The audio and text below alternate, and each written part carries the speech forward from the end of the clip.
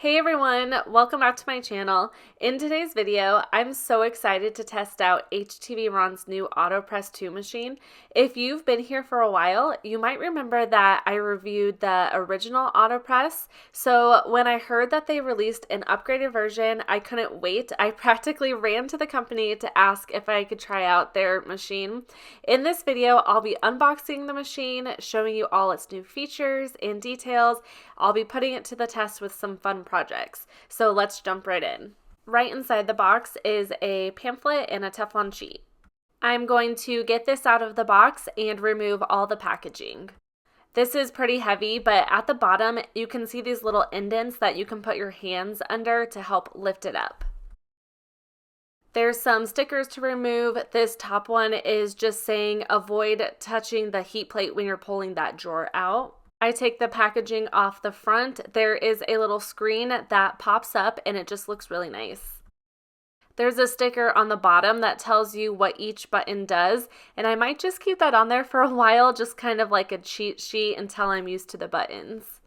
There's tape holding the plug in, so I remove that. I also remove that little piece on the plug itself and untwist it. Here's another look at the machine. I have the blue one. It also comes in white. This is a 15 by 15 inch heat press, which I would say is the standard heat press size, and that is the same size as the original. I love the look of the machine. It looks so nice. I like that screen that pops forward as well. That's super convenient. Now I just want to compare this one with the original machine. The original machine is the white one on the left, and the new one is the blue one on the right. They're very similar in size. However, the first thing I notice is the Htvront 2 is just a little bit taller, and there is a good reason for that. They increased the heat plate height to 1.77 inches compared to 1 inch for the other one. What's so great about this is it's easier to make those thicker projects like hoodies, wood blocks, things like that. In my original video, that was one thing that I said I didn't like, so that was really exciting to see that they increased that. Another thing I noticed was the differences in the drawers. The drawer on the new machine pulls out even further than the original. What's so awesome about this is it gives you more room to place your t-shirt, sweatshirt, tote bag, whatever it is you're heating. I love that about both machines that the drawer pulls out because it makes it so easy to line up your designs on whatever blank you're using. Now, the biggest difference between the two is the new machine, you can set the pressure, which is awesome because the original you couldn't, so I will show you that here in a little bit. Let's turn it on and I'll show you what all the buttons do. After you plug the machine in, you can press the power button. The R will be blinking when it's heating up and turn green when it's ready. The time button is on the left. When I press that, I can hit the plus or minus button to increase or decrease the time. Once I have it where I want it, I press the time button to set it. On the top is the temperature button. When I press that, I can either increase or decrease the temperature. Once again, I'll hit that temperature button again to set it. On the right is preset modes. You can hit that and toggle between 4 different modes. To get it back to the temperature setting, if you don't want to use the preset mode, just hold it down for a little bit and it will get rid of it. The bottom button is the new pressure mode, which is so exciting. You can go from 50 pounds to 170 pounds. There's also a custom mode, which is so nice. I will probably use that for HTV on shirts and sublimation on shirts, things like that. The A is the auto mode. I always like to press this for my auto heat press machines because it's kind of the whole point of them. What that does is when you press the drawer all the way in, the machine will automatically press. Then once the timer is done, it will automatically pick back up. If you want to stop it halfway through, you can press that R button and it will lift up, which is super nice.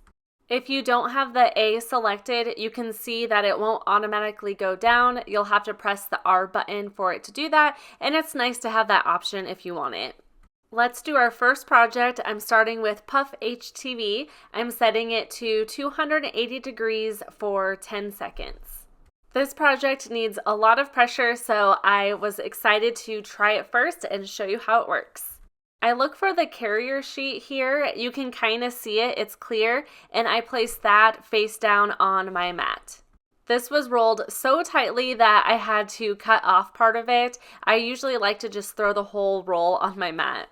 There's lots of different brands of Puff HTV. I'm using the Caesar Easy Puff. If you've worked with Puff HTV or if you've seen projects done, you'll know that it is very temperamental, so let's see if we can get this to work. I mirrored my design and used the everyday iron-on setting, and that worked really well. I also like to use a wider design for Puff because it just shows it off a little bit more. I always fold my shirts in half before I preheat it because it puts a line right down the center. Also for Puff HTV, I like to do this for the full 10 seconds. I really want to get all that moisture out. I quickly want to show how much room there is with the t-shirt in the press. It's so nice because I can easily line up my design. I placed my Puff HTV on the shirt. It was kind of rolling up, and you want the vinyl to be as flat as possible on the shirt, so I just used some heat-resistant tape. I'm not used to setting the pressure, and I almost forgot, and it's so important, so I switch it up to the highest it can go, which is 170 pounds. I moved the collar off the press. Like I said, you want it flat, so you don't want any of those seams in there.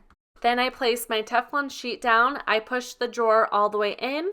The machine will automatically go down. I will say it takes it like a second or so for it to actually go down, which is not a problem at all, just something that I noticed. When it's done, it will automatically lift back up and I can pull the drawer out. At first, it doesn't look like much happened, but I'll start taking the carrier sheet off. A lot of times once I take the carrier sheet off, the HTV will puff up.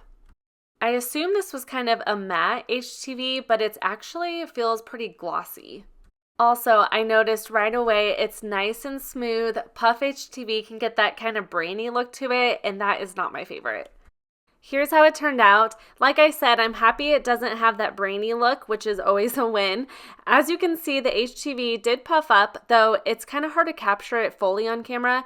I'd say the puff effect isn't super big, but there's some. I could probably get a little more puff using my standard heat press since I crank it so tight I can barely close it. Puff HTV is just so temperamental overall, but I think with the increased pressure from the press did help.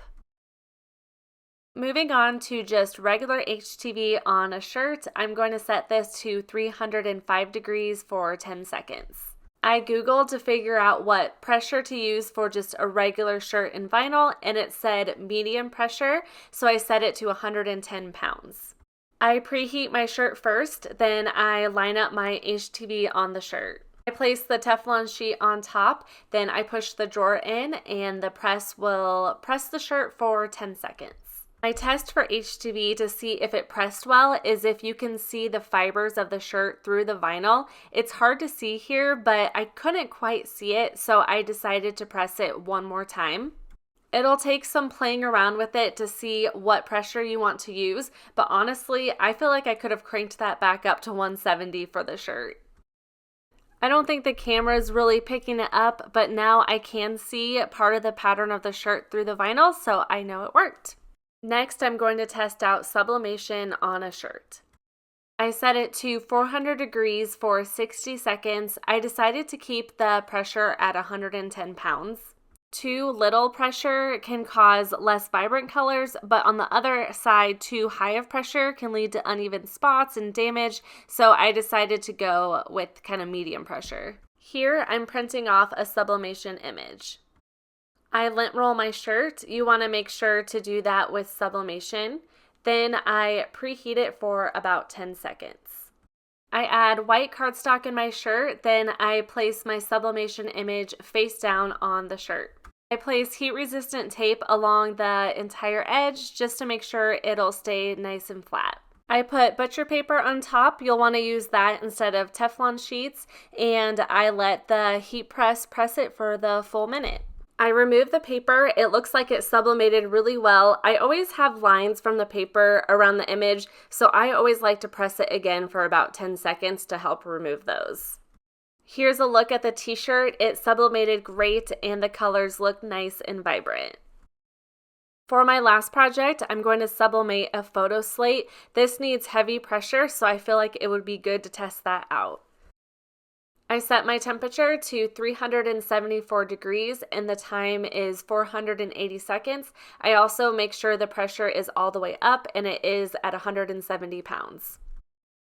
It's nice this machine accommodates for sublimation. The highest temp it can go is 410, which is great. And for the time, it says it goes up to 999 seconds. So you can really do any time, which is awesome because this one needs a long amount of time.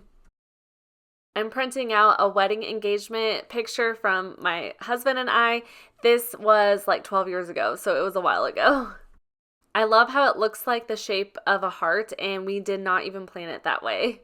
I place butcher paper down, then my photo. Then the easiest way to do this is just place that photo slab right on top of it. I set it over the place I want printed, then I put heat-resistant tape down. I'm not sure if that does much, but just in case.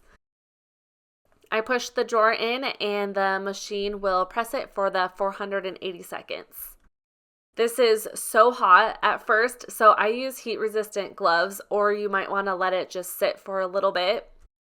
Also, don't be like me and stain your brand new heat press mat. I should have put white cardstock down instead. You can see the ink transferred so well. The high pressure just did a fantastic job with this. Also, look how cute this is. It turned out so good. I am really impressed. I'll probably put this on one of our built-in bookshelves that we have in our living room. That wraps up my Htvront Autopress 2 review. Overall, I'm really impressed with this machine and the updates Htvront made. First off, they clearly listened to the community's feedback on the original model, and it shows. I love that there's space between the heat plate and the board, making it so much easier to work with a variety of blanks. The drawer pulling out even further is another fantastic upgrade. It really helps with lining up designs and keeping your hands safe. The heat up time, I think I forgot to mention, is super fast compared to my standard heat press, so I find that really convenient, especially if you're in a hurry. And of course, the new adjustable pressure option is a game changer. Some projects need more pressure and others need less, so having that flexibility is amazing. When it comes to Puff HTV, I think my standard press does a slightly better job, but honestly, Puff HTV is so temperamental that I rarely work with it anyway, so it's not a deal breaker for me. Overall, I love the new improvements. The auto feature is so convenient, and being able to save your time and temperature settings as presets makes it easy to use. I'd love to hear what you guys think of the new Autopress 2. Drop your thoughts in the comments below. Thank you so much for watching, and I'll see you in my next video.